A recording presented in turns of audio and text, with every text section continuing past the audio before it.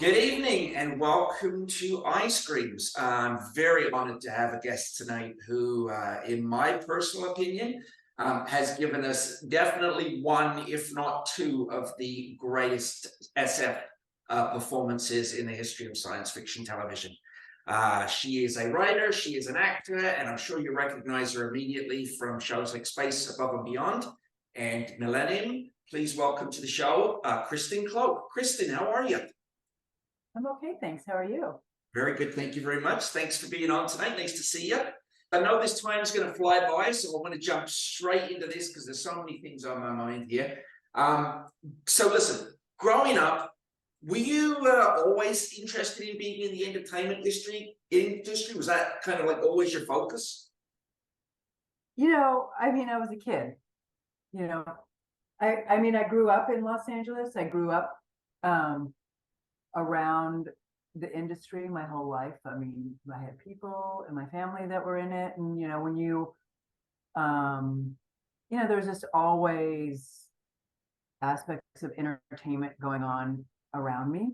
I was a creative kid, like all kids. I was the kid on the block who wanted to choreograph all of Greece, and I tried to get all the kids in the neighborhood to join me. I was always the producer and the director, and I was always trying to engage my sister and doing music stuff with me, even though I'm a terrible singer. It took me a long time to realize I'm not a good singer, but I believe that I was for very many years. And so yeah, I always was story and acting and all of that stuff.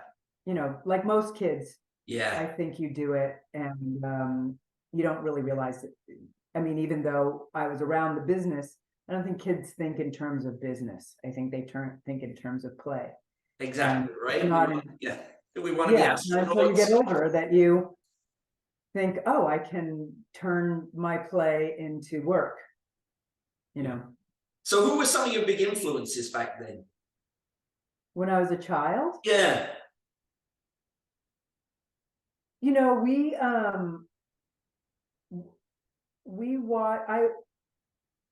watched all kinds of movies when I was a kid. On every Sunday we watched movies, and I remember really early on, my mom and I watched the PBS drama about Lily Langtry, and it was back in the 70s. And I remember being really captivated by that. Like, for many years I thought that I would name my daughter Lily. It was just a name that stuck with me, and I just remember being fascinated by that story. And so I don't know, maybe it started there. I think I just really liked the story. I mean, I liked the story, and I liked the play. There are so many magnificent actresses. I mean, we used to watch the Katharine Hepburn movies when I was a kid, or Shirley Temple, or Barbara Stanwyck has always been probably the prototype of what it means to be an actress. I mean, those are the films that if I could make a Barbara Stanwyck film, that's what I would make. When I write for Barbara Stanwyck, even if she's not here anymore. So yeah. So you go out, and obviously, you follow your dreams, and you start into the entertainment industry. And a lot of, like a lot of actors, a lot of your kind of early work is, guest spots on TV shows like Cheers and Quantum Leap and these things. What are some of your most vivid memories from kind of like those early years, sort of working your way up?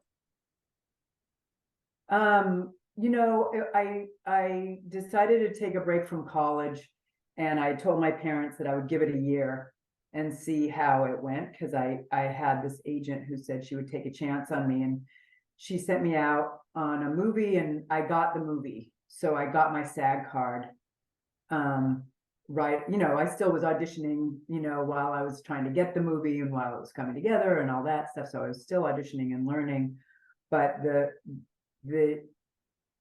truth of the story is that that was the first thing she just sort of sent me out on, is like a, let's see if you can do this kind of thing. And I got it.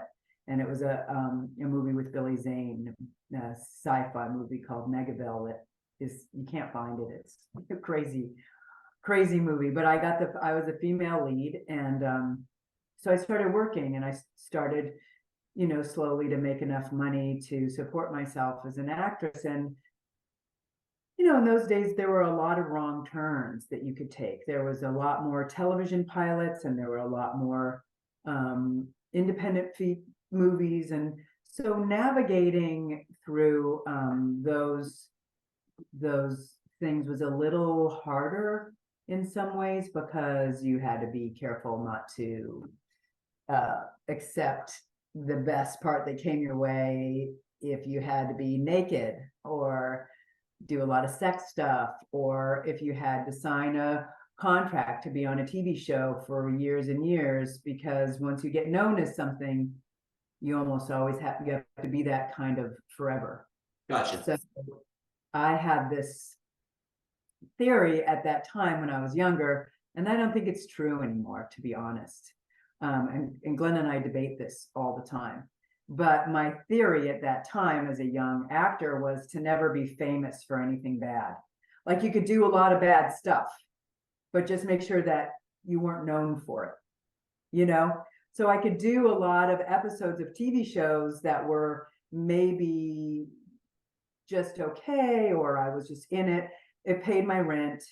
And I got to work with a lot of really interesting, different people. But in terms of committing to series, there were things that I said no to because I was afraid of, I'm going to be on that show forever, and I'm going to only be known as like the nighttime soap opera actress, or, you know, whatever those, you know, shows that were popular at that time. And so I was careful about that stuff, which in the end was probably stupid, because, you know, work is work. But I was really careful about protecting my artistry or whatever it was. And now I would give myself different advice, but that was how I approached it. But that's how I earned my money, is just doing a lot of TV shows and being known as somebody who could make that stuff work, you know. But, you know, your philosophy rings. I know you say, you know, in retrospect, maybe it was a mistake, but realistically, your philosophy rings true, because so many times we hear where actors say, oh my God, I wish I hadn't have taken that because I was always known as this person or this character, typecast, right? So, so I see where you were coming from. Now we get to Space Above and Beyond, which, obviously, as an outsider looking at that, looks to me like that was your kind of huge break. I love the show. What are your, how did you come into Space Above and Beyond? You tell me. You know, I had been on a TV series called Winnetka Road. It was a short-lived series, and that was really the first series that I was on. I think it also only lasted one season. It had a great cast. It was like Josh Brolin and Meg Tilly and Ed Begley Jr. And it was a great cast, and the pilot script was fantastic, but it was done by Spelling. So John Byram, who was the writer of that show, a great writer and and just like one of those great writer characters. We became friends. He was great. I did that show for a season. It didn't last. I mean, it just became kind of, you know, they were turning it sort of into a soap opera, and it was a really, really quirky show. It was a good show. So then that show got canceled, and then it was probably a year or so later that Space came up. And, you know, that story is that I didn't think I was going to get that part. My Randy Stone, who was the head of casting at Fox at the time, he was sort of a champion of mine in a weird way. Like he was that kind of person. He ended up becoming a really dear friend of Glenn and I, and he's since passed. And he's just the greatest guy. He was just the greatest. He started the Trevor Project. I don't know if you know what that is, but it's he was an incredible producer and casting person. So he had called my agent and said, you know, because at that point I was still at a point where I didn't do what they call pre-reads, where I had gotten far enough along in my career where I usually just went to a producer session. You know, I had done enough work by that point. And but Randy wanted to see me. And I was going away to visit my parents for the holidays. It was probably you know, December or something. And so my agent said, Randy wants, I read it and I was like, you know, I don't think I'm right for this. And my agent called me back and said, Randy is insisting that you do this and that you audition for this, but he wants to see you first. And I assume that you're a space fan, you know the show. Oh yeah. So the original in the script, in the pilot, Cooper tries to kiss Shane, and that was the scene that we had to read. And in the script, it says she gets choked up or she cries or something like that. And I came into Randy, I was like, first of all, I think I'm too old to be starting out in the Marines. You know, I was already in my mid-20s by that point, and I felt like Shane was a very young person. And also, Shane doesn't cry about men trying to kiss her. She doesn't care about that at all. She would just, you know, punch the guy and move on. And he said, that's exactly right. That I just wanted to make sure that you got it, and you got it. And so I went in and auditioned for Glenn and Jim.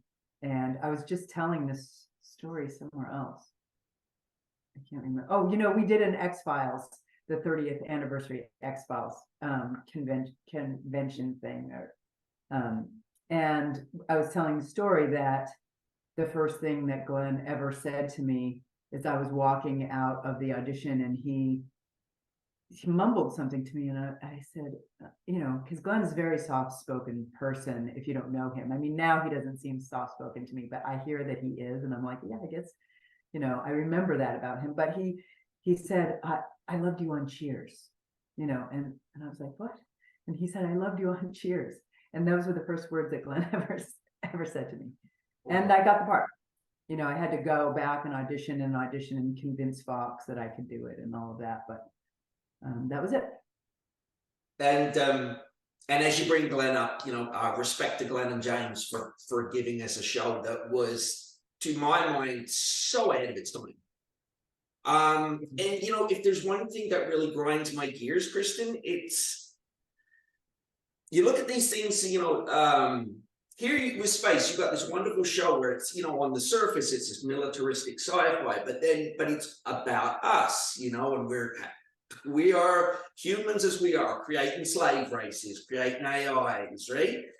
And then Fox, for whatever reason, doesn't give it a second season, and then you get things like Battlestar Galactica come along, and I'm watching that, and I'm like, hang on, space paved the way for this. What? Well, they still, I mean, and they've admitted to Glenn, who's worked with them over the years. I mean, they flagrantly lifted from space. I mean, they admit it. I mean, it's a known thing that they did, and it drives us all crazy when people go, "Oh, space they took from Battlestar Galactica," and you're like, "Well, we were off the air by that time." You guys were first, yeah. Yeah. Or Firefly, or any of those kind of shows that came after. Well, you know, those of us who know. So yeah. Take joy in that. One of the things I loved as well was the way you really got this opportunity to play with form. Like when I think of the episode "Who Monitors the Birds," Great. where Rod Rowland is sent on the assassination mission, and you're basically playing a version of death, almost. The Horror of Death, it's What called. was that like?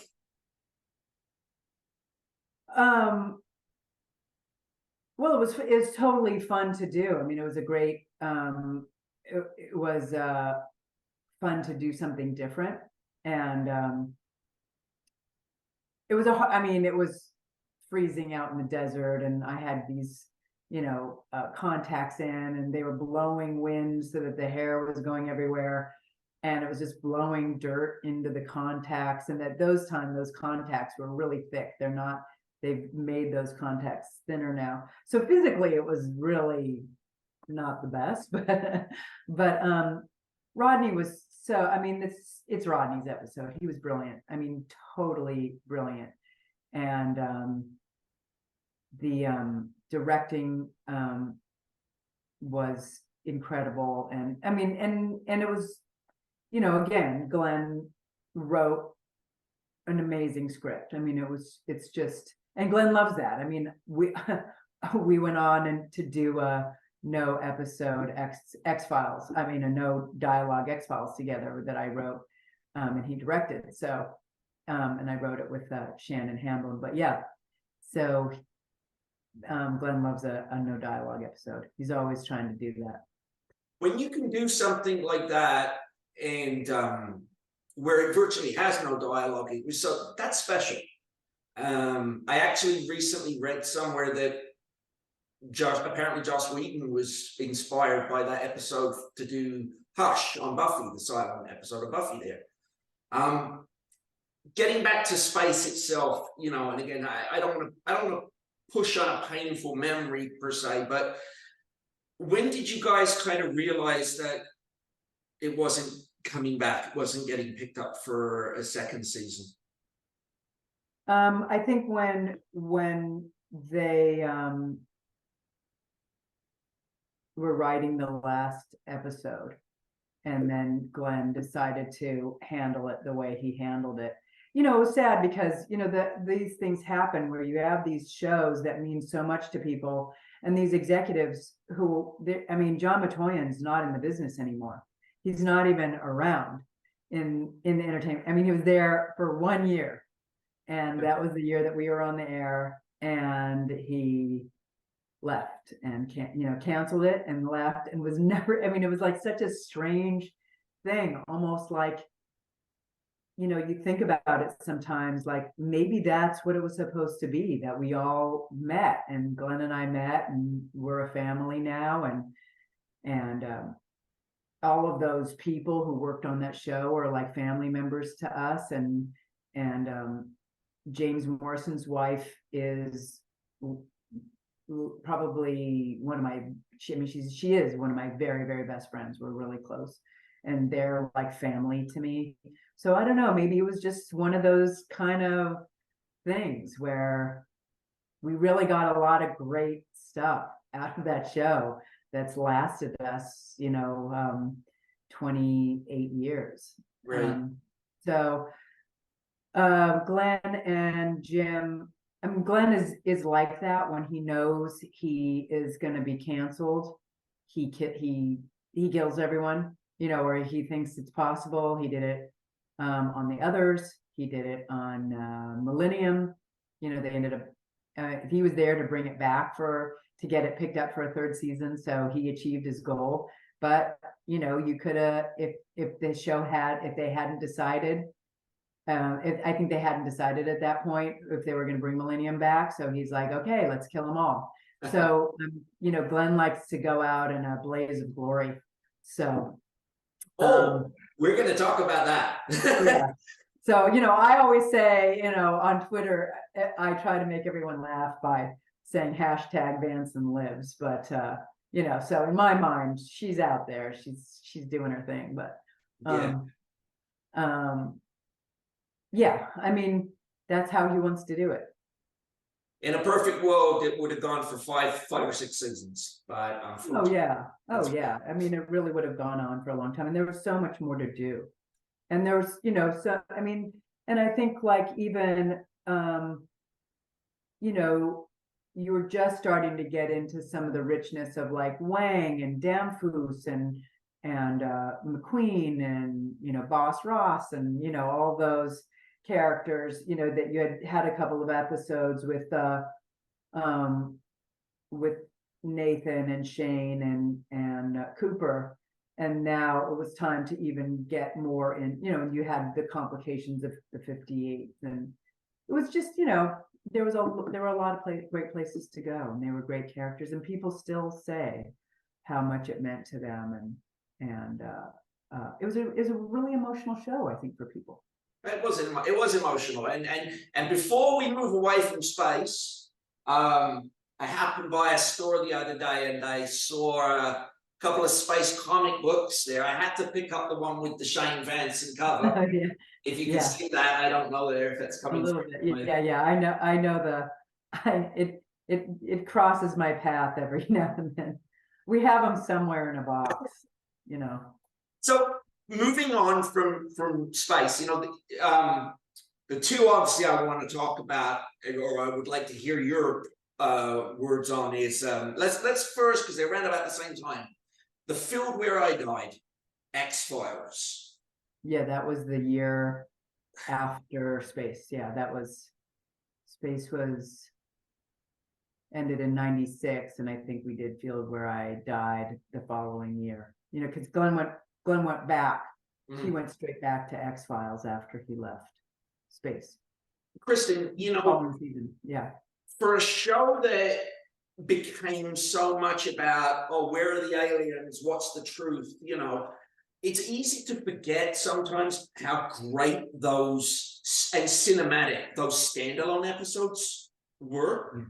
Right. And I actually rewatched the film Where I Died this week. My goodness, the way that you flip between personalities in the regression seems like it's very easy to make that cheesy, basically.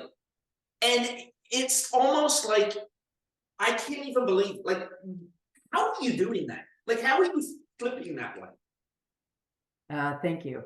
I really appreciate it. You know, it's always hard to take a compliment, so I'm just going to be quiet and yeah, it was very painful to do. I always say that it took a while to come out of all that, and you know, I've said this many times before. People will say, "Well, how was it working with David and Jillian?" And you know, I kind of knew them from before, and David had been on Space, and so I knew them a little bit, you know, more socially, but during that episode, I was really checked out. You know, because you know, I played it more.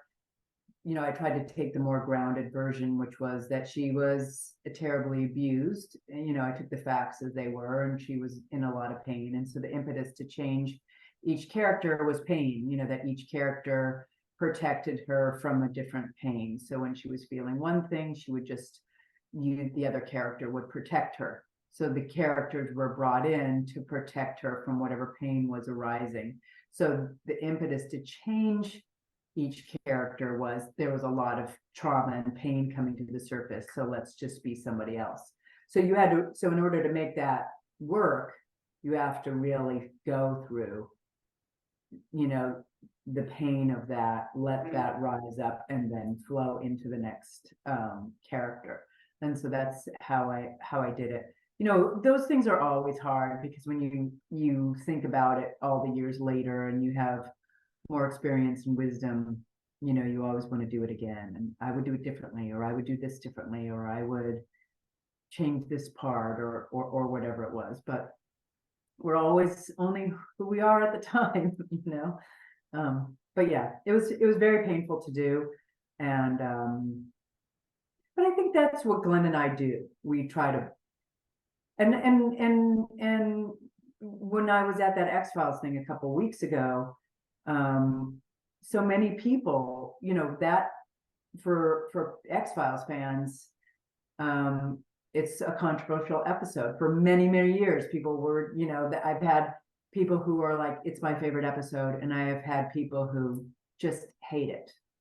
And so, but I understand it's a very painful and uncomfortable episode to watch. It's hard.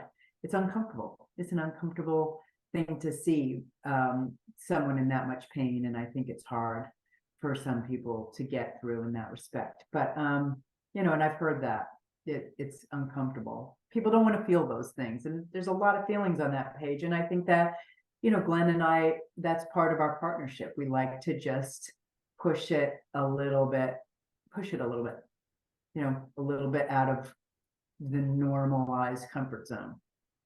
Speaking about pain, I kind of don't want to jump ahead, but I have to because you've just given me the perfect segue. My God, the scene, obviously, you joined Lance Henriksen on Millennium as Lara Means. And I mean, I was a big fan of Millennium from the get-go. I liked the first season. The second season, to me, that was as good as it got. It was just incredible what you guys did in the second season. But I said to you when we were talking about, you know, I have my top 5, what I think are the greatest. When Lara Means, when you're playing that role, and she has learned the secrets of the Millennium Group, and she loses it, I can still vividly remember watching that the night that aired. And I have never in my life, like, I almost cried when I was watching it. Like, to see somebody, like, just basically falling off the planet. Yeah. Right? Yeah, the editing, she fell off the planet. Right. You know, and the music and everything. That's a funny way of putting it.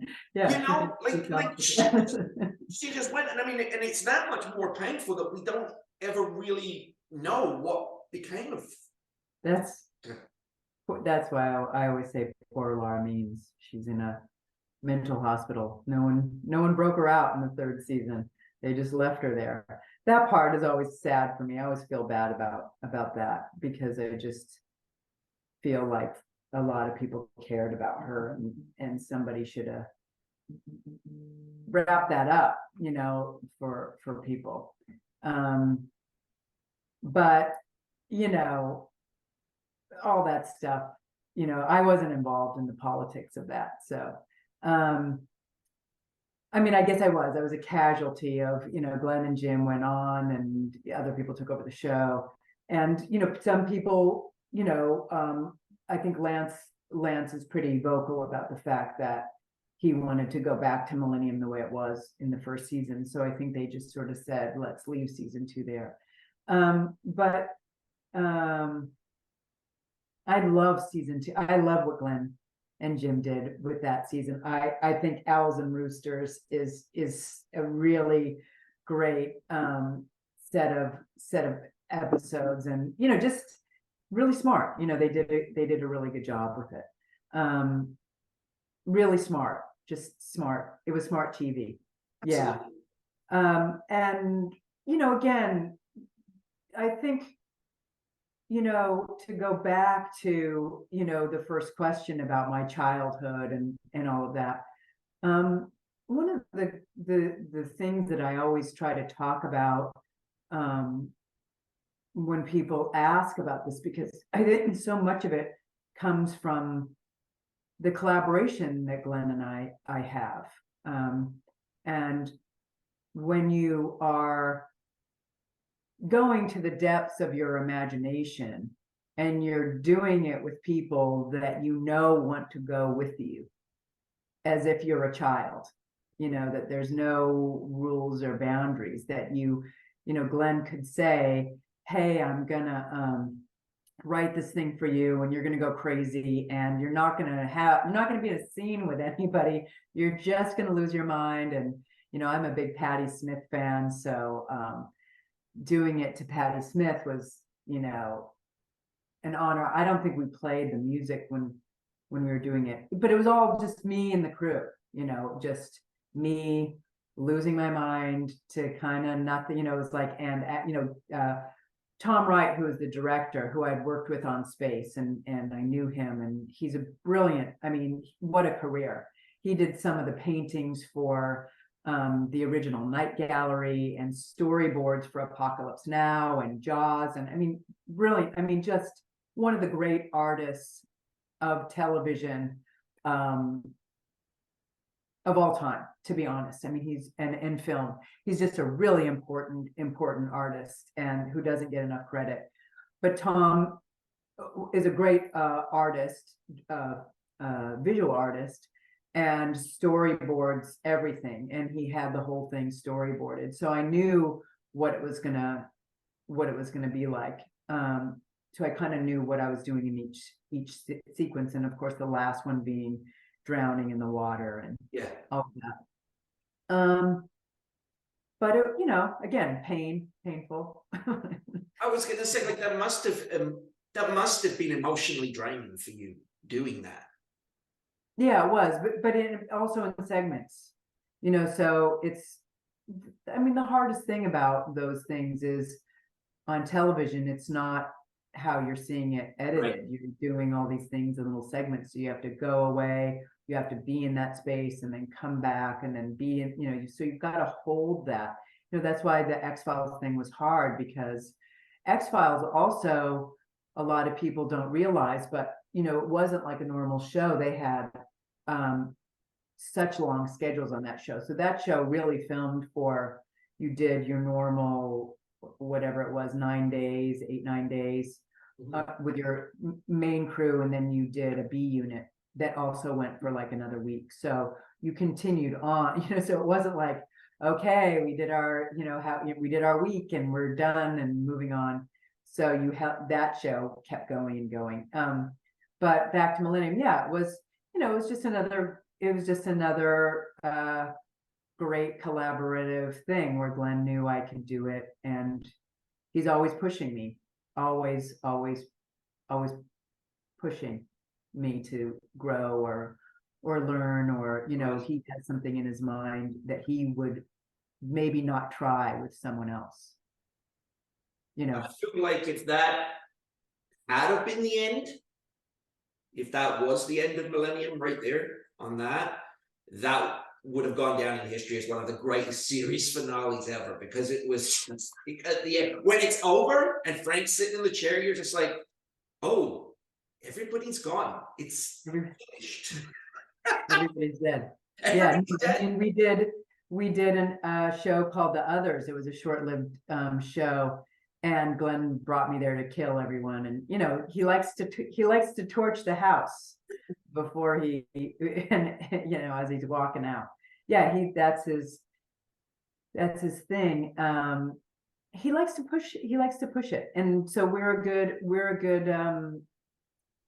partnership in that way, because we are interested in what's the next thing. Can we do that? How can we achieve that? And we're always interested in you know, seeing how far what we can get away with emotionally and story wise, you know.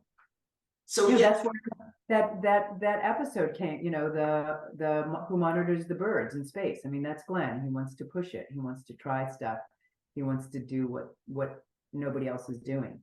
But you know, it worked. So years later, you come back. X-Files comes back. When, I mean, I think pretty much we all thought that was done and dusted, but it come back on TV, and I'm not going to say the title of the episode because it's RM. All the. Oh yeah, yeah. You're not going to do that. RM9. I call it Followers, because the title is really Followers. Okay, I'll go with that. We put it into code, so yeah. So you basically you wrote that, or you were one of the writers on? How did that work? Yeah, I think what happened was they all were gonna write.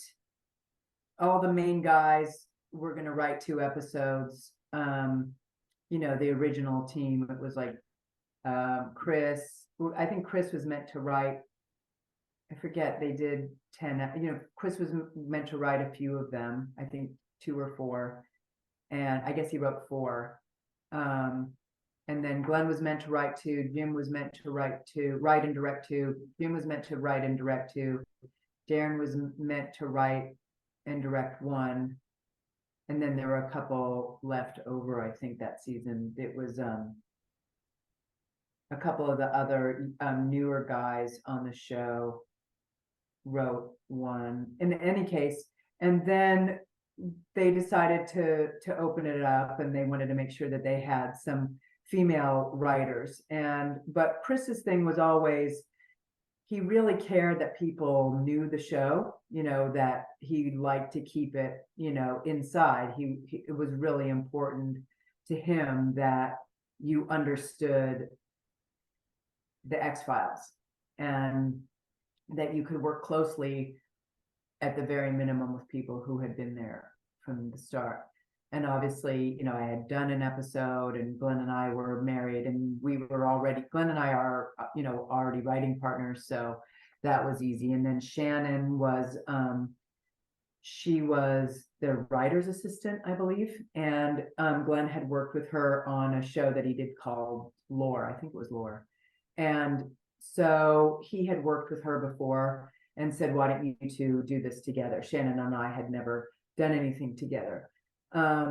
So Glenn had like, you know, 4 or 5 things that he wanted it to be, you know, drones, no dialogue.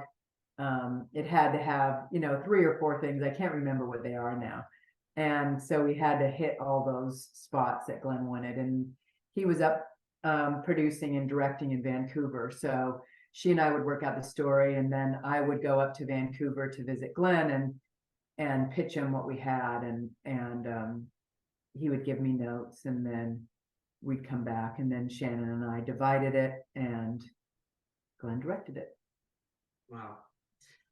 And my understanding is that obviously, you know, as one parent to another, family life is what became your kind of priority there.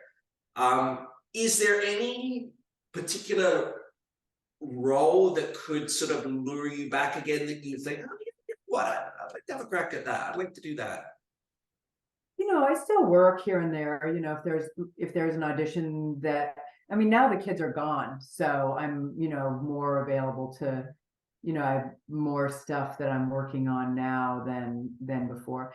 It's just, you know, it's harder, you know, like I did Lady Bird, I was in that, and I did that episode of Lore. I did an episode of Lore that Glenn did, and you know, every once in a while I'll get the rare audition, and I'll do it just to keep practice up. But you know, you get to be a certain age, they're just not writing the good parts for me, and I got a lot of competition because there's not that many parts for women my age, and there's a lot of women my age that are, you know, that stayed in it, didn't have kids, and didn't, you know, or didn't give up their work, kept working, you know, the whole time, and have been out there scrapping and taking parts that maybe they didn't want to take in order to stay relevant and current. And I didn't do that. I needed to be with my kids, and I didn't want to travel. I wanted to be here every day for the most part. You know, here and there I would go away, but and Glenn and I did Intruders together as writers, so I would, you know, leave them here and go there. But as a writer, you have more flexibility. Gotcha. As an actor, you go and do what you're told. Yeah. So it's just different. Yeah. And emotionally, you have to really go away as an actor too. You know, it's just different. So yeah, I wanted to raise my kids. And it's, again, parent to parent, it doesn't get more rewarding than that, right? It's No, and it goes fast. And now they're in college. right, yeah. I'm not here anymore. I'm like, hey. My oldest is getting married this week. Oh my God, that's fantastic. Oh, that's great. How exciting. I'm excited. A small wedding. For me, Small wedding. Big or small wedding? Tiny wedding? it's actually going to be very small. They just want to do their thing. So I love that. Cool. That's I love it. That's our oldest did that too. She's Glenn's first daughter, but she's my baby too. And she got married. I think they just had their wedding anniversary. It's coming up. 2 years, I think. But yeah, she had a tiny wedding, and it was beautiful. Nice. Beautiful. You get to I love that a lot of the kids are opting for these smaller weddings, and it's the best. Congratulations. That's wonderful. Thank you very much. So on that note, one last question I just want to ask you, because I always like to ask this of all of my guests. You know, in these days of streaming, and you know, somewhere out there's going to be a young woman or boy who, you know, watches Millennium or watches Space Above and Beyond, and they're like, you know what, I want to do that. That's what I want to do. What's your unique advice to the next generation coming up? You know, I really loved the Rick Rubin book, and I don't know if you read it or listened to it, but it's brilliant. I think it's called On Creativity or Creativity. It's brilliant, but in it he says something that I kind of always say to anybody who asks me, which, you know, nobody really does, which is totally fine. But I think that it's a business, and if you're an artist and you want to be in control of your art, and your art is very sensitive to you, you have to consider whether you want to sell it or not, and whether that's yourself as an actor or yourself as a writer. Because once you sell it, it is not yours anymore. When someone is paying you to do your art sort of belongs to them. Yeah. And so if you're lucky enough to find a collaborator who sees the art like you do, like I was so lucky to do with Glenn, and some of the things that Glenn and I have created are the things that I'm most proud of, because I got to keep some, you know, even though I, you know, got paid for them, and I'm grateful for that. Because we are collaborators, and he protected the parts that were important to me. I got to do some really fun stuff. You know, we got to collaborate and do that together. But I think just know what matters to you, and protect the parts that matter. And when you're selling your art, to not conflate that with your person, you know, that you hold some things sacred and dear, and that if you want to be an actor, being paid for it does not make you an actor. You're an actor if you are, and you're a writer if you are, and other people's money does not validate you as a writer and actor. It's, you know, deems you successful in the eyes of capitalism or commerce or whatever that is, which is, there's nothing wrong with that. It's a beautiful way to earn a living if you can do it. And if you can't, it doesn't define you. You're an artist if you are. So I would say that, just, you know, hold on to what is important and near and dear in your heart and in your soul, and keep making stuff, because the money doesn't make you an artist. You make yourself an artist. Make yourself an artist. Beautiful, beautiful. Kristen, I gotta say two things. First of all, this has been actually very healing for me, because the next time I'm, you know, almost crying over the season 2 finale of Millennium, I'll be able to say, no, you know what? Kristen's okay. She's okay. It's just a show, right? But that's what I have to say to my mom. Or, you know, the kids don't even watch that stuff. They won't even, you know. Final Destination is like, no, they're not watching, you know. But above and beyond that, seriously, thank you for spending this time with me. I really do appreciate it. It's I feel very blessed. and give my regards to Glenn and your family, and thank you again. You're so welcome, and thanks for your patience also. You've been so kind and respectful and stayed on me to do this. I know it doesn't seem like I hate talking about myself, because I think I talked incessantly, but it's always harder than you think, and I appreciate the grace with which you handled me. So thank you. Wonderful. Kristen, have yourself a good night. Thank you very much. Thank you. Thank you.